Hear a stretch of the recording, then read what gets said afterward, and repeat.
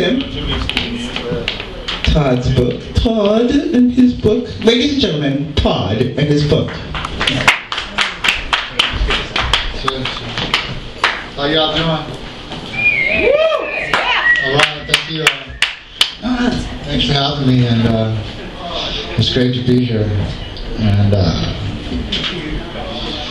I reckon, you know, when you get old enough, you have a lot of experiences in life, and I wrote this here book, you know, about growing up in Los Angeles, and I'm born and raised right here. But I get this accent from my grandma because she's from North Carolina, believe it or not. Holy Jesus.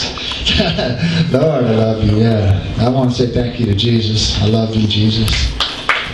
And thank you to Tequila and CIA and everybody else for being here. I didn't bring my reading glasses, but it's hot up here too. I'm going to take my shirt off. Yeah, it's not that kind of show.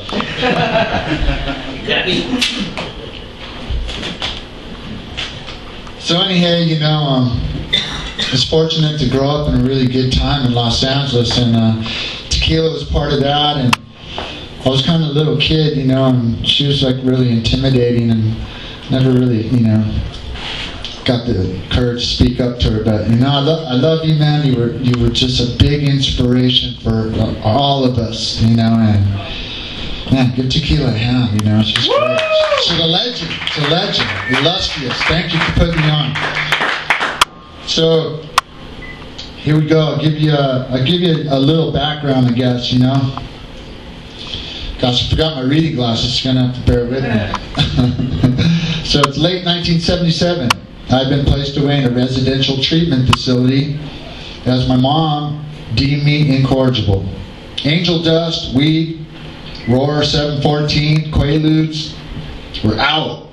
Ritalin, psychiatry, and group therapy were in. So dig it. Here I am, sitting in the shrink's lobby, reading a Time magazine. Y'all remember that Time magazine? Right? Reading the Time magazine article about punk rock. Johnny Rotten. People spitting on each other, pinning meat on their clothes, safety pins in their noses. The whole UK scene was splashed across the rag.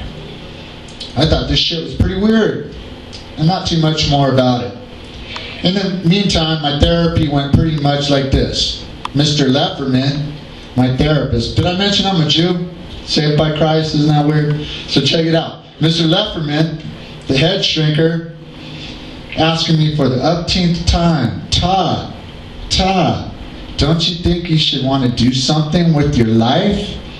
He wiped his specs and waited for my standard answer to a standard question, replying, party, surf, and skateboard, man, that's what I want to do. Having little interest in what else the world had to offer a young man. I smirked, enjoying my ability to frustrate Mr. Lefferman, the psychiatrist. That's pretty much how it went for 2 long years in the boys' home. If I was lucky and behaved myself, Mr. Lefferman would cut me a pass to go home for the day. Home was my grandmother's house in Venice, California. In the 1970s, a 4-wheel revolution was taking place. That revolution was skateboarding. Venice and Santa Monica was a hotbed of talent and innovative skating.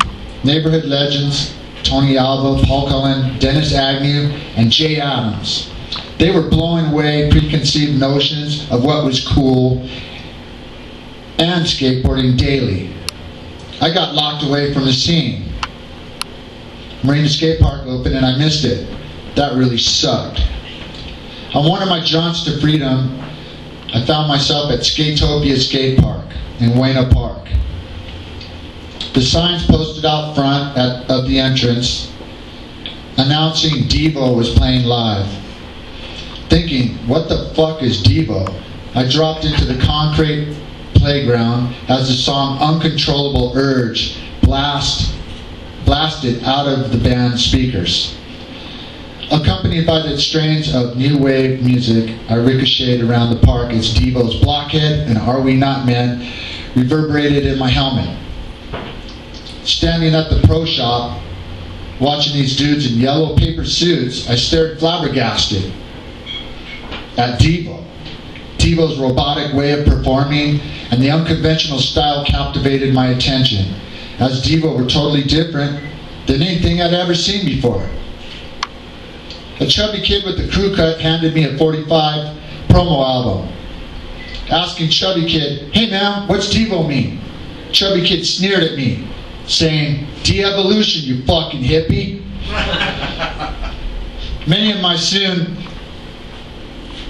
sorry Bob, I can barely read this, I'm sorry. Many of my soon-to-be friends were at Skatopia that day. Gerber, Mike Marine, Rob, Mugger, and Michelle. These kids already knew what I had just been turned on to. They had spiky hair, and they wore bondage pants. They had Doc Martens and multicolored Vans shoes. They were new wave. My shoulder-length hair and corduroy Levi's with the brush handle sticking out of my pocket were definitely not new wave. Holy cow, that's a world of difference. Jesus, thank you. So dig it, man. That's kind of like a background, you know. And I grew up, let me give you just a little background of the neighborhood where I grew up in. In Venice, street gangs held down the neighborhood. Big change from now, huh? The Shoreline Crips, Venice 13, White Boy Hoodlums, and Venice Breakwater locals regulated their territory fiercely. And you had better know your politics or else you were getting your ass kicked. You were dog meat. I found myself in between these cliques, dodging and weaving, wanting to be recognized. I was ripe for anarchy in SoCal. Alright, so I'm gonna bounce it up a bit, you know, and I want to read to you about people, you know, because the whole scene was just about people, more or less. And then music tied people together. Without the music, all of these folks, we wouldn't clicked up. But with the music, we clicked up. And that's how, you know, kind of went down. I never would have got laid if it wasn't for the music, you know what I'm saying? So, dig it. You maybe remember, you maybe won't, but there was a hair salon where we hung out in Venice. It was called Hot Cuts. Hot Cuts, a hair salon on Pacific Avenue in Venice, was where Suzanne and Penny hung out, as well as other good-looking girls. Suzanne and Penny roller skating around the beach, flirting with guys. Both wore what I call Pat Benatar outfits, which included skin-tight leotards, striped shirts, leg warmers, and bikini tops. Suzanne rather looked like Pat Benatar with the short-cut hair, red fingernails, red lipstick, and headband. Penny was taller, fair. She wore her hair in blonde spikes and always had a come-hither look to her. They both had banging bodies, and they knew how to use their assets. One particularly hot and sultry August evening during a party at Hot Cuts Hair Salon, with the Ramones blasting on the stereo, I found myself drinking free beer as fast as humanly possible, and I had to piss. Opening the door to the bathroom, Suzanne, Gay Ray, and Penny, sniffing cocaine off the toilet tank, looked up at me in surprise. "Hey Todd, do a line, it's free," Ray offered. "No thanks, man, I don't do that shit," I replied. Coke and heroin were the two drugs I refused to indulge in. Looking at Suzanne, I felt a strange tug at my emotions. Suzanne, looking up at me, even though she was wired, still looked pretty, I thought. I liked her eyes. They were warm and a chocolate brown like a cup of cocoa. Suzanne's makeup accented her eyes almond-shaped, sort of like a cat's eyes, I thought. "Hi," Suzanne said. At that moment, another homeboy, Froggy, came running in the store with a magnum of champagne, shouting, "What's up, homie? Let's party," handing me the bottle. I took a giant swig and handed the bottle to Suzanne. "Hey, fuck this party. Let's go to Hollywood. We can go to Osco's." Y'all remember Osco's? Suzanne said to Penny. Penny agreed, and we jumped into Penny's old rusted